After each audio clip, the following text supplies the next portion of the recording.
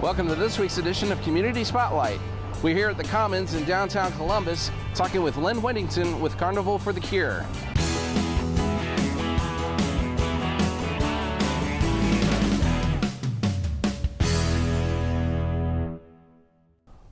What's the story behind Carnival for the Cure? And could you maybe explain how Peyton's story ties into that?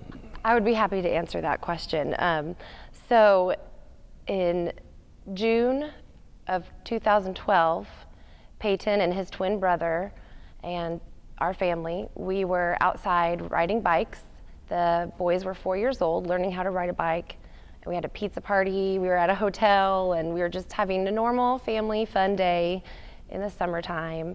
And then the very next morning, Peyton woke up complaining that he was dizzy, and I just chalked it up to having allergies.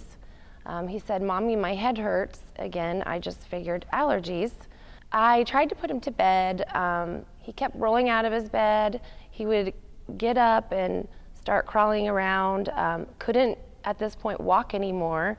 He was stumbling around almost like he was drunk. And I thought, okay, did he get into something? What's going on? I took him to the hospital. They admitted him. They did one scan and one CT scan and said, there's bleeding on his brain.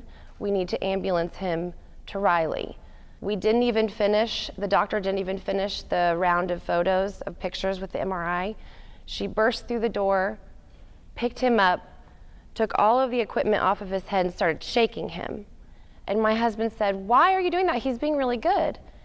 And she said, "He's being too good. No 4-year-old can sit through the racket of an MRI machine unless they're sedated." She said, "Your son has a brain tumor, and we need to go in and relieve the pressure right now, or he's going to die tonight." And we went from one day having a regular family day to the next day, your son's gonna die. Yeah. We prayed over him. We said our goodbyes. I picked him up out of his hospital bed to try to wake him up, and she said, "He's not gonna wake up, he's already slipping into a coma." Well, Mommy's voice, I did wake him up for a split second, and I said, "You are not going anywhere. Mommy has big, big plans for you." And then I let them take him to the operating room. And the diagnosis was DIPG, and that stands for diffuse intrinsic pontine glioma. And there is no cure. In fact, the survival rate is 10%, but that's based on a 3-year survival. So if a child lives to 3 years, they consider that a survival. Yeah. In that year, we did radiation and we did chemo. Basically the only thing you can do, the 30-year-old treatment for children, which that's why there needs to be a change in the treatment. Yep. He died on June 4th. This June 4th will be his 5th anniversary of death, and he died in my arms in our home. And we played Canon D. I don't know if anyone knows that song, but it's the song that he was born to. The twins were born to that song. I played it when they were born.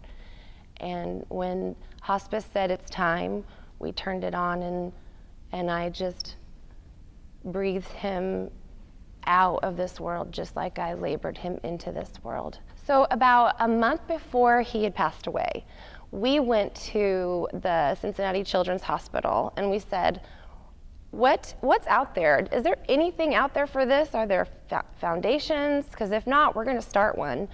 And our doctor told us about The Cure Starts Now.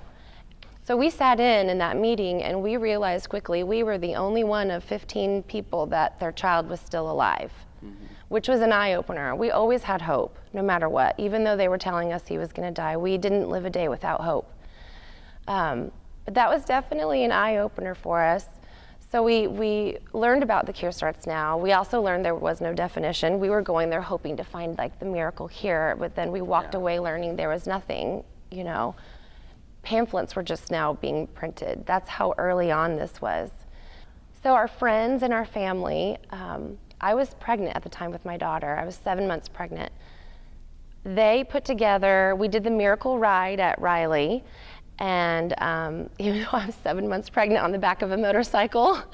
And when we rode back in to my house, they had put together this little carnival in the backyard of our home with everything that he could do. He was limited in a wheelchair, one arm couldn't be used, so there were games and crafts and music. There's a band and food and, you know, just like a miniature carnival in our backyard. And then after he passed away, we really gave it some thought and decided that we were going to join forces with the Cure Starts Now, because we agreed in how they allocate their money. It's less than 3% overhead. It's run by parents who've lost a child. So all the different chapters are run by moms and dads. So we have the passion behind it. And so the money really goes to the grants, not in someone's pockets. The carnival, all of the proceeds, you know, from the carnival are going to help fund the Connect collaborative, what I told you, the virtual hospital. It's going to help fund those specific trials for the kids that are needing them, so that we can keep them running, so we can keep kids going to where, you know, they have a place to go. Thanks to Shanda and the gang here at the Commons for letting us share Lynn Whittington's story for Carnival for the Cure. QMix will be doing a live remote there on June 9th, starting at 4 p.m. So we hope to see you there and hope to see you here next week for the next edition of Community Spotlight.